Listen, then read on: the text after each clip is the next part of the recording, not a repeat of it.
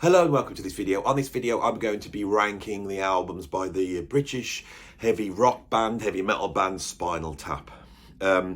Recently I did a video where I looked at some of the most important bands in history, and in that there were a lot of complaints about bands that I'd missed off the list. Pink Floyd was one, Queen was another, and Spinal Tap was another. There was many people saying, where's Spinal Tap? So I have done a very thorough ranking of Pink Floyd. I've done a very thorough ranking of Queen, and I thought it's only right now to tackle, the mighty behemoth, which is Spinal Tap.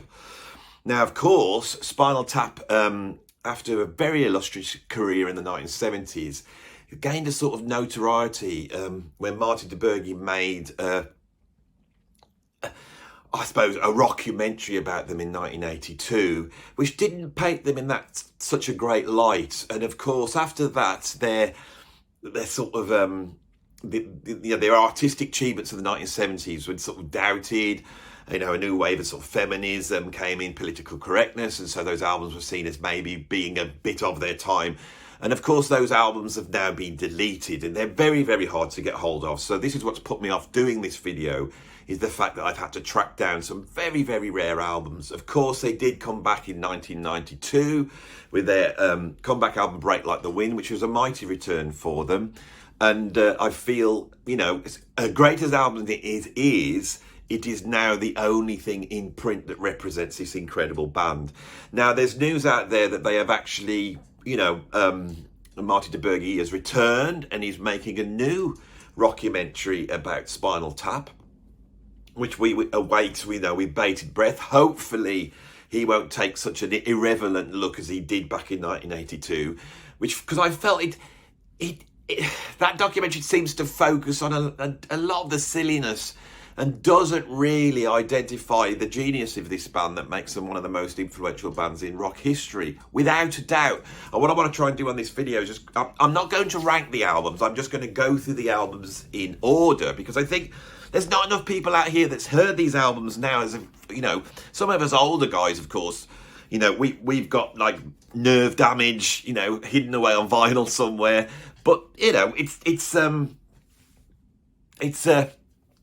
a shame that people don't know how brilliant these albums are. So I'll be going through them in what's the order when you go through it, and it's in the time order.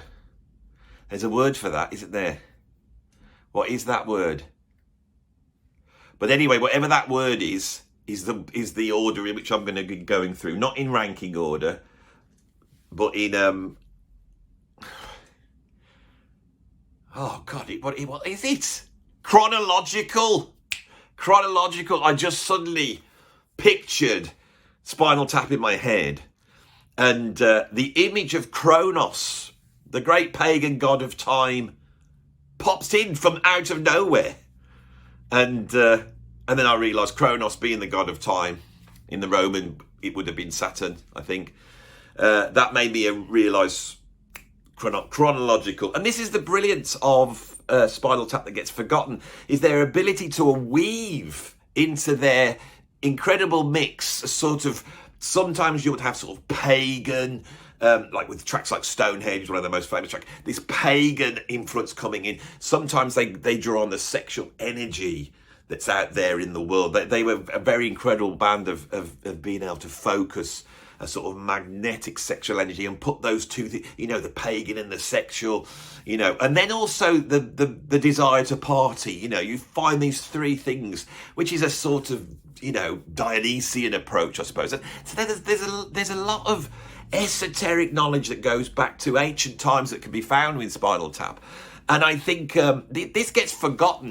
These were very intelligent, English gentlemen that formed this band, drawing on the wealth of our literary tradition here in the UK, our music hall tradition, and all these sorts of things all come together, this incredible band. So shall we get on with going through chronologically through these albums? Right. So they actually form, and this is the thing, which this is why they're a greater band.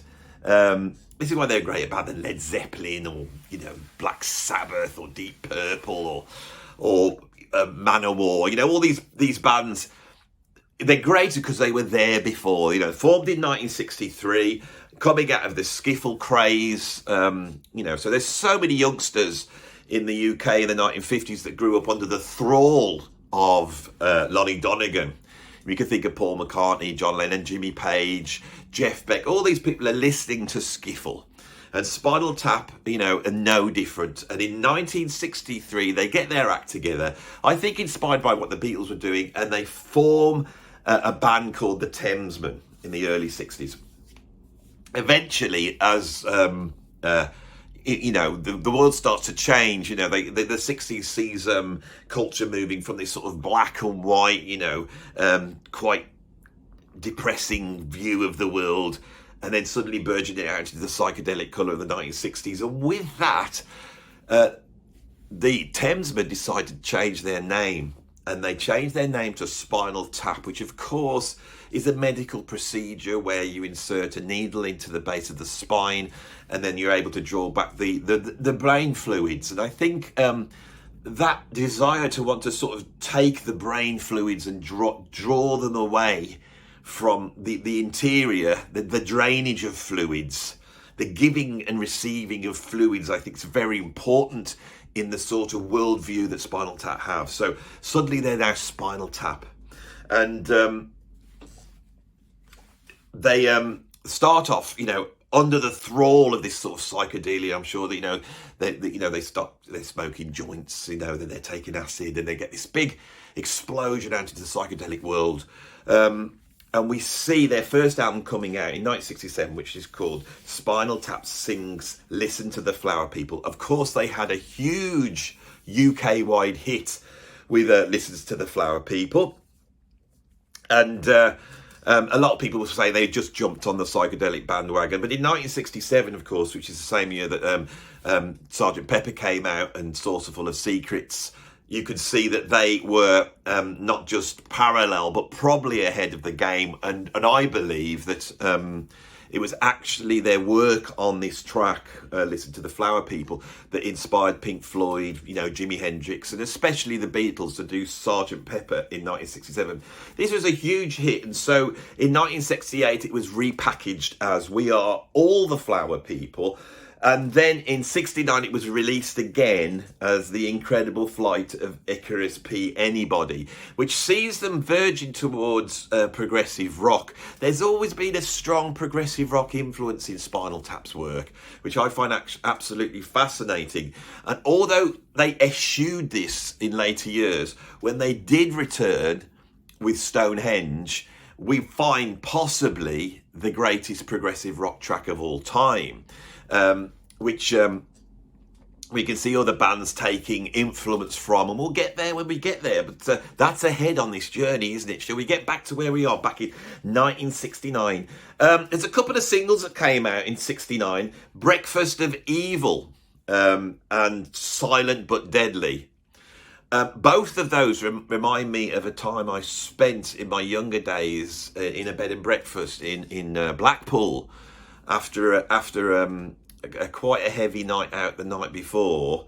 I can remember getting up in the morning, and both of those titles seem to apply to my morning that morning. And and this is the thing that Spinal Tap have, is it how they have that ability to see forward, not only in the grand scheme of things culturally, but to be aware that someone like me, a fan, years later is going to be getting up in a tiny little bed and breakfast. And, and these two things, these two concepts, I suppose, which seem, very irrelevant to, very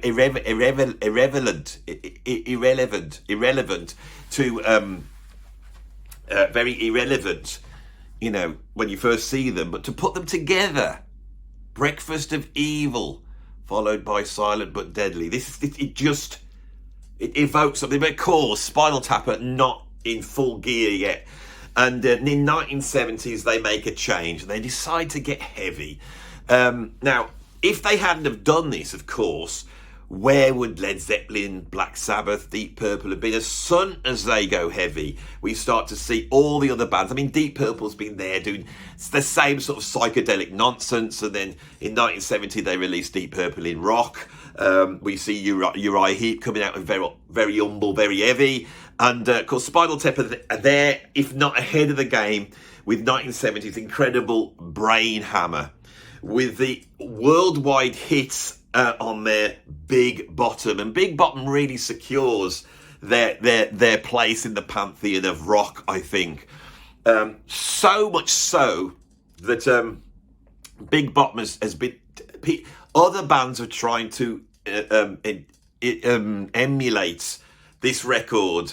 It really places the Bottom in rock history as a almost like it becomes Spinal Tap's muse. The Bottom is their muse, and this is picked up by a variety of artists. You know, of course, Queen, an outright copy with Fat Bottom Girls, but the real influence here is the influence on hip hop and the derriere obsession that genre seems to have, which of course has come straight from Spinal Tap, and this never gets acknowledged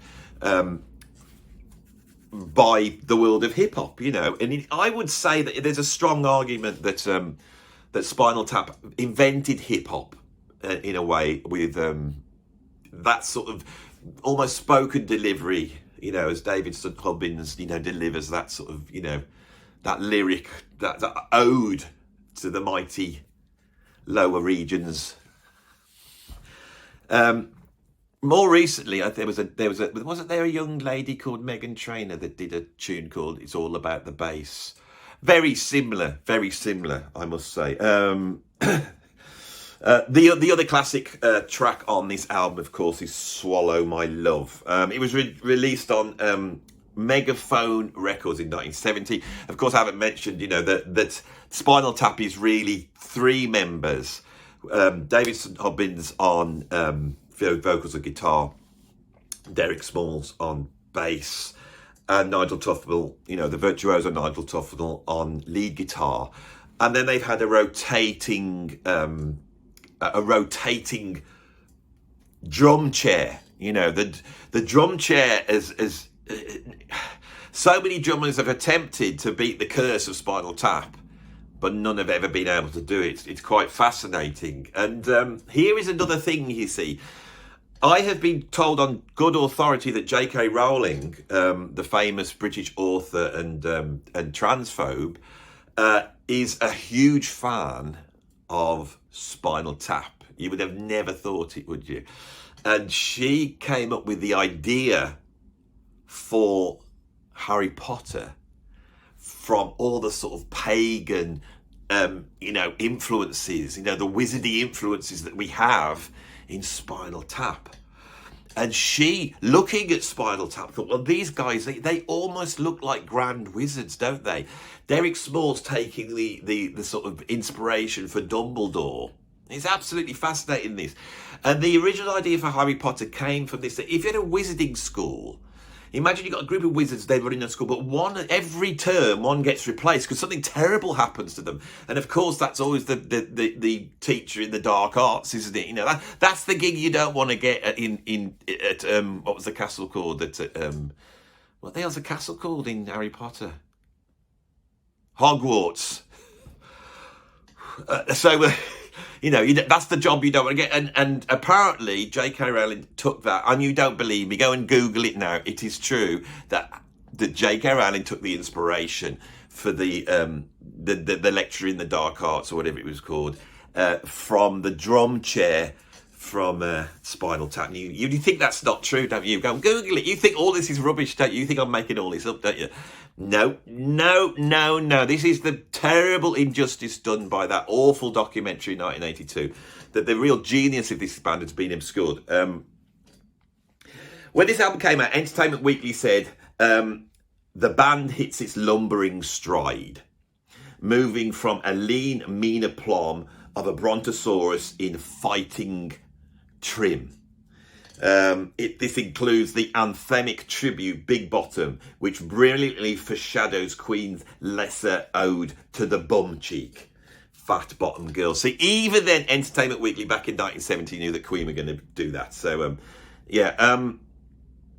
brilliant. And just want to clear up a thing about this, that a lot of people think this album actually was released in 1973, but it's not. They were there before, and there has been a lot of confusion. To track down some of the artwork for this video has been very difficult. As we go through the album artwork, you'll see covers that have not been seen possibly ever, except maybe by.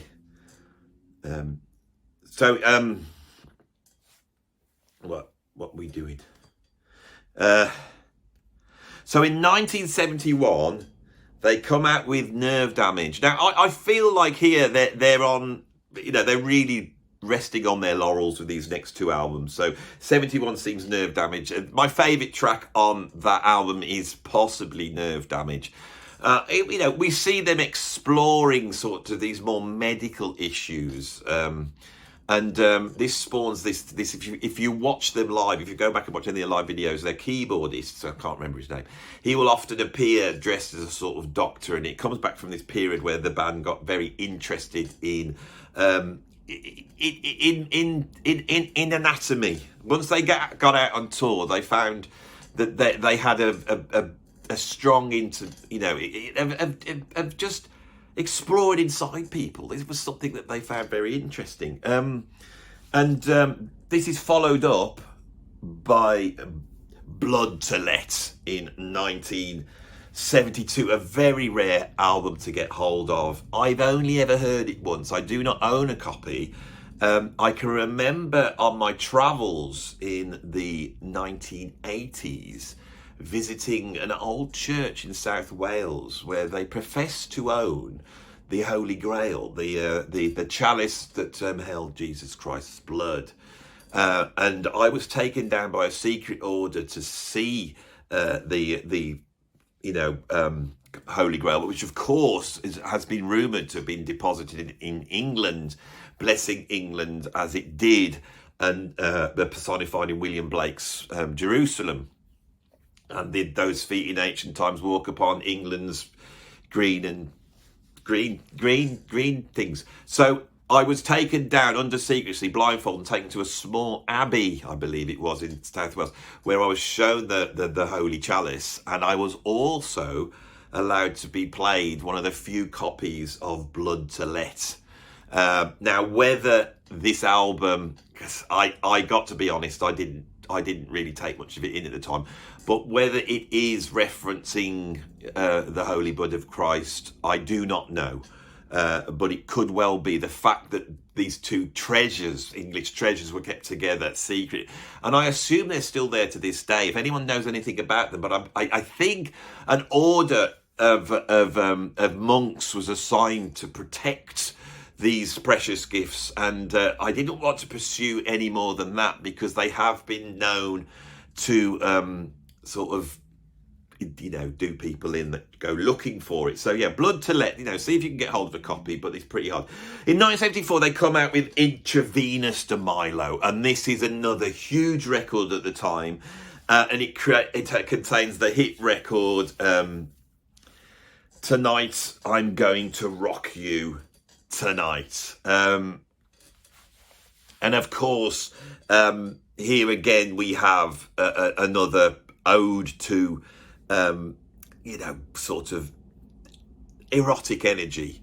I've often thought, when you look at a photograph of Spinal Tap and you see that, what you're confronted with is pure masculine energy. And I think that this made a lot of people in the music industry very jealous.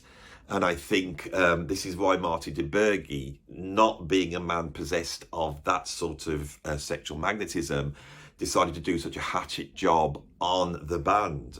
This is jealousy. It always has been and always will be. I heard rumours that when I played with Robert Plant back in the old days, that Robert felt that his sort of crown as the great, male sexual being in the 1970s was challenged by Spinal Tap, because obviously all three of them were, you know, challenging that sort of male, you know, thing, that type of thing. So yeah, we get there, and they're back on a roll then, and then we get The Sun Never Sweats. And here we have, and I've always said this is the sign of great art, we have the sacred next to the profane. This is what embodies the blues. And of course, you know, Spinal Tap, more than any rock band, have a feeling for the blues that goes right back to, you know, Howlin' Wolf and some other, like, yeah, I don't know, Charlie Patton and you know, all the famous blues.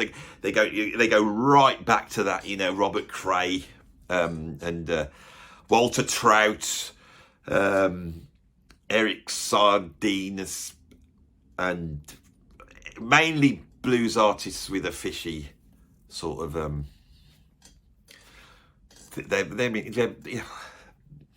anyway, and on this album you see those two things, you know, the profane, you know, the fishy, bluesy, fishy, you know, like catfish blues, the idea of the fish under the sea representing the unconsciousness, you know, our repressed thoughts that are held down, and then looking at the sort of esoteric history of England and how that relates to the idea of sacrifice.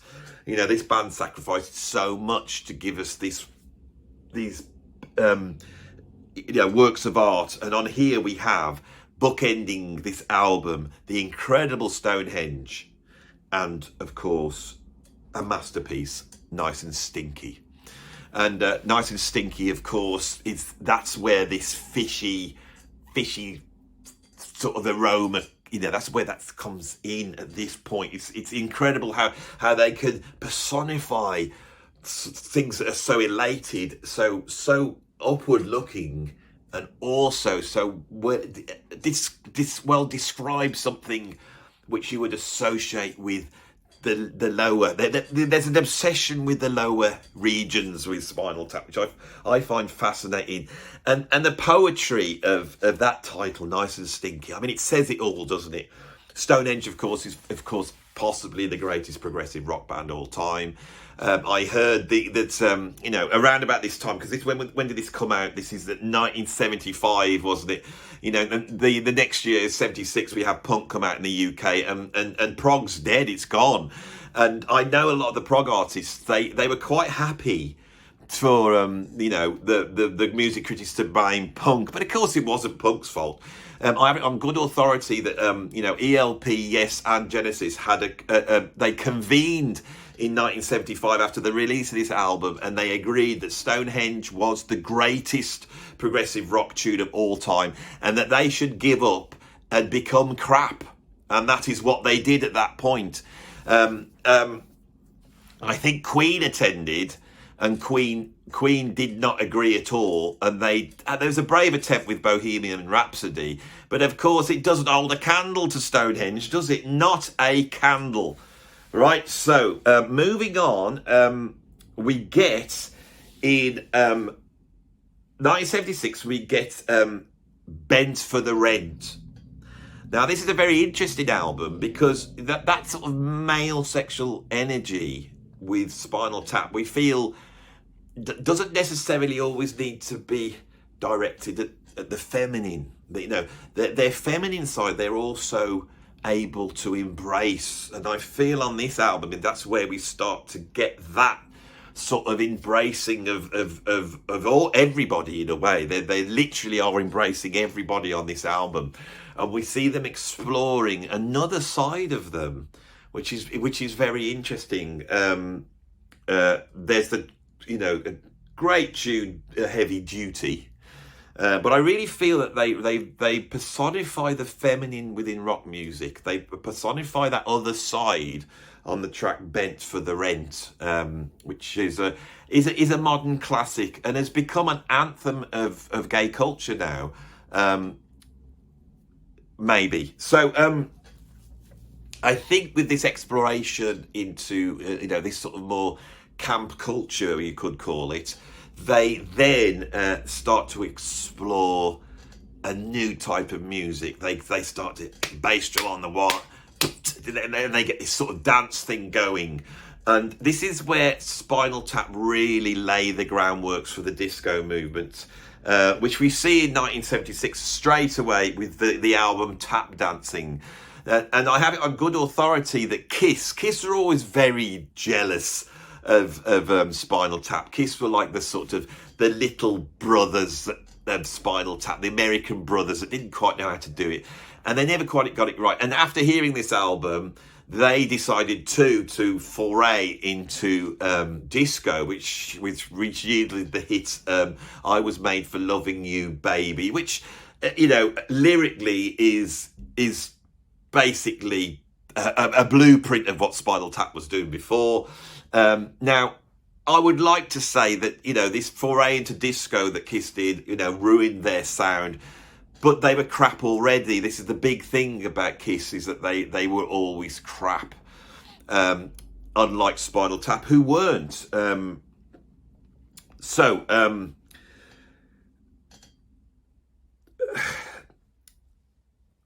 This is where it starts to get confusing now. I think after their foray into disco, there is a little bit of they don't quite know what they're doing, and they decide to go almost down the rock opera. And I don't know what their experiences were in the late 70s discos, Studio 54, and it's hard to imagine the unlikely sight of Spinal Tap in such clubs. But here, they decide. Whether there's an element of megalomania here, I don't know. But they decide to really try and embody the Bible in album form. And they make an album called Rock and Roll Creation. Now, this shows the uselessness of Marty DeBurghe's documentary, that in that film is referred to as the Gospel According to Spinal Tap, and that's just to make it sound silly. That's just silly title, isn't it? I mean, who would have an album like that now? It's called Rock and Roll Creation, and here they really do set the Bible to music. And at this time, you'd had Pink Floyd with the Wall. Oh, hang on, what's this? What's that? That's my phone, is it? Is my phone going off? Who's this? Let's have a look who this is. Oh, God. Yes, I've just had a message from the Spinal Tap Appreciation Society that have just, told me that this documentary is going ahead. I can see there being an upturn in their career is coming up soon. I've been waiting for that and apparently they've had their spies out, and filming started in February.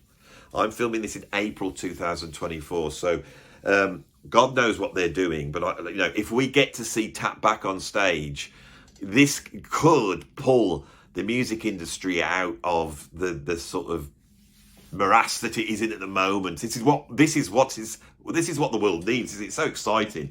We're nearly through this now. 1980 sees Shark Sandwich, a couple of great hit records on that. We've got Sex Farm on there, of course, and No Place Like Nowhere.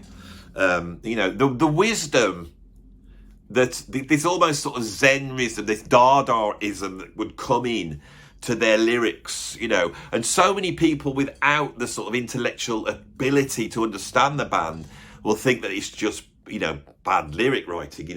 How can there be no place like nowhere? I mean, everywhere is a place except for nowhere. Nowhere is not a place. But of course, in this alerts a categorical error that Bertrand Russell had basically tried to solve at the turn of the century with his Principia Mathematica, only to be thwarted by the great German genius Ludwig Wittgenstein. And here, even though the Wittgenstein needed the Tractatus to try, and he failed then with the Tractatus, here in 1980 we can see Spinal Tap in a title of a song solving that philosophical conundrum with the title No Place Like Nowhere. because there literally is no place like nowhere, because nowhere is not a place. It is not a place. It is no place. You know, there's no place to run, no place to hide. Once you have this sort of truth coming at you from the tap, this is incredible stuff. In 1982, they released Smell the Glove. Now, Smell the Glove really should have been their masterpiece, but this is the time when they really start to hit the ideological controlling narrative of the feminist movement, and they thought that Smell the Glove was offensive to women, especially the album cover, and there was a sort of, the record company worried about how it would be received. They decided to bring an all black album cover out. It was all black. The Beatles have done this with the White Album, but they had put a little bit of the beat. They'd put the Beatles on, and then AC/DC had done it with Back in Black just a few years before. No one had ever made just a completely black album. Black, so black it was like.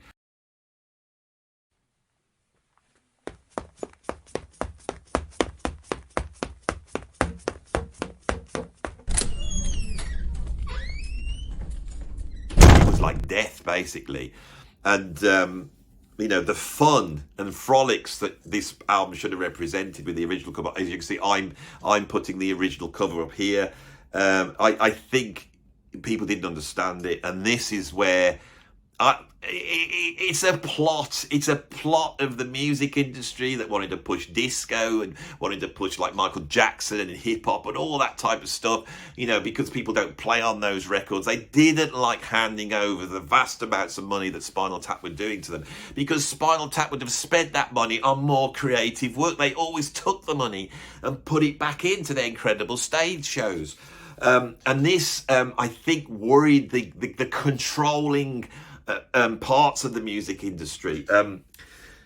When Live Aid happens in 1985, they're not being included in that was just a crime, I think. And I think they were so upset at that point that that nonchalance set in,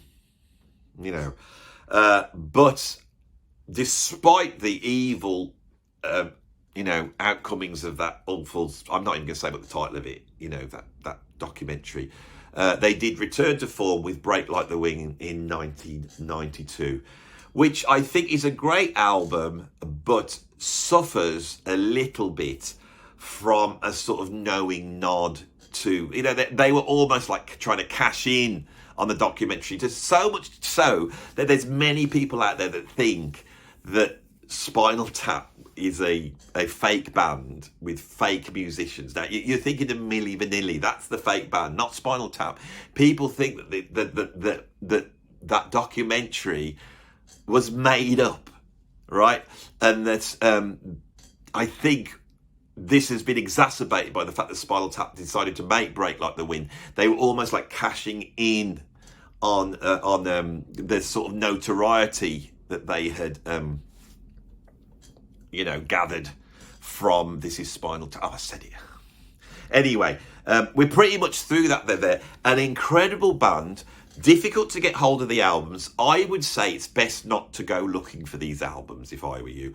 I would just go with what I've said as being their legacy. And if you watch this and think that what I said was good, then you can go away arguing with other people that who say, Spinal Tap was just a joke band to take the mickey out of various 70s rock bands. Well, if that's the case, why is it so loved by those classic rock bands?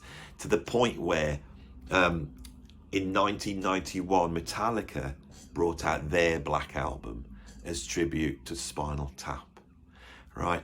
I hope I have been able to illuminate to you the huge influence of Spinal Tap on the music business, and I hope my omission of them from my 10 most important bands in history, that I have realized the error of my ways, and we can now move on, and you can forget that I made this awful omission, and that I have made up for it with this incredible video that I have just made for your delight and pleasure. If you have delighted and been pleasured by it, and there's nothing nicer than being pleasured by me on YouTube, I'm sure you think, if you do think my pleasuring was worthy of a like, then please just put a like on now. Go on, please. It costs nothing, and it not only shows your appreciation of me and your appreciation of Spinal Tap, but it shows your appreciation of decency. And so if you feel that you are a decent human being, a worthy human being, that is easily shown to the world by just putting a like on and maybe even subscribing. I've said this a million times before. My channel here is a very serious music channel. You can go and see all the serious bands I've covered on here, the serious musicians I've interviewed. And if you subscribe to it, and I can get more popular, I could try and do the same thing that Spinal Tap did. You know, I can make more money out of the YouTube, I can get more of a following, and then I can take that and then I can give the love back out to everybody out there, which will mean that you're giving your love to me, that I'm then giving out to other people, and then when they get my love, they will then put their love back into me, and then I will be able to put that love back out to them, and then we will create like this big circular love that is going round and round, and then the world will fill up with the love, and the sort of source of that love will be me in the middle. And so you can see how important I am in terms of world love. So if you could subscribe. Now, if you want to support me over on Patreon and pay me money every month, of course, that is even better. And it's if you are religious, you are probably going to secure your place in the afterlife by doing so. Or if you just want a quick, virtual signaling gesture, drop a little bit of money into my PayPal tip jar. It's down below there. Go there now, put a bit of money in, like the video, do all that type of stuff. I thank you all for watching. I thank Spinal Tap for their enduring influence and artistic genius. I thank the world of music for allowing me to be here doing this stuff. I will be back with another very serious video very soon. Thanks for watching. This is serious.